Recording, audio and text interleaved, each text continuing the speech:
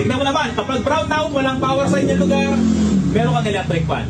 Portable power bank ba ang hanap mo? Ito na mga ka-repairman. Tingnan nyo naman, kayang bitbitin kahit saan. Napakaganda pong tignan. At hindi lang yon, meron siyang solar charger at meron siyang AC charger. Siyempre kapag gabi, umuulan, walang araw, pwede mo siyang i-charge sa AC. Okay, hindi lang yun mga ka-repairman ha. Ito po ay meron siyang dalawang USB type. Pwede po dito, compatible, ang lahat ng USB type. So example, meron tayong cellphone charger. Subukan po natin, no? Lapit mo konti. Power on natin. Ito yung power on. Isang pindot lang, gagana na po yan. Okay, ito po yung ating volts indicator. Tapos, kung gusto mo naman ng ilaw madilim, power on mo lang, iilaw na po yan na napakaliwanag. Ang liwanag, mga repairman, no?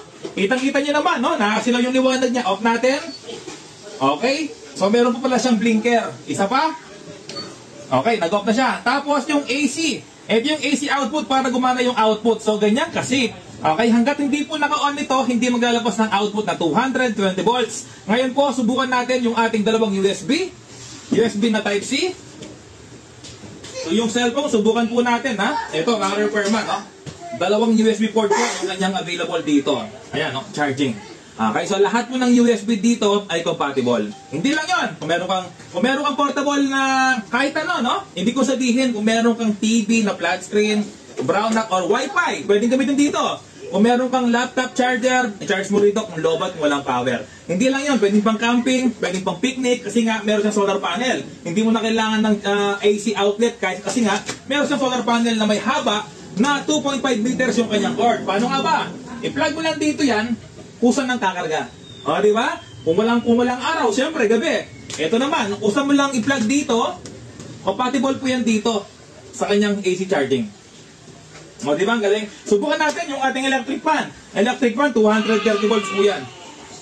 Okay? So, yan mga repairman, no? Naka-on na rito pero hindi pa rin gumagana kasi nga po, ay naka-off muna. Ganyan kasi. Di ba? Ganda. Safe to sa mga bata. Kasi mga bata, maliligot, pag-hawakan. Ito, meron siyang push button. On natin, puso na yan gagana. Tignan mo naman, kapag brown out, walang power sa inyong lugar, meron kang electric fan. Ganyan advice po. Hindi lang yan, ha? Ito ay lithium battery, no? Ibig sabihin po, makunat tayo malobat. Tingnan nyo naman, mga repairman, no? Ang lakas ng hangin niya. Ito, meron tayong 12.1 volts. Meron siyang 80% habang gumagana yung electric fan. Off natin yung electric fan. Okay, electric fan off natin. Ayan, no? So, 100%. Kasi nga po, kapag nag-load tayo, kumukonsumo yan. Kaya ngayon, tingnan mo, 100% pa rin kasi wala kumukonsumo.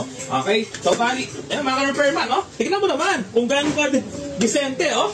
Off natin. Eh, hindi, ilaw yun. Oh, blinker, di ba? Oh, ganyan kasi, may blinker siya, oh. Liwanag, nakakasilaw.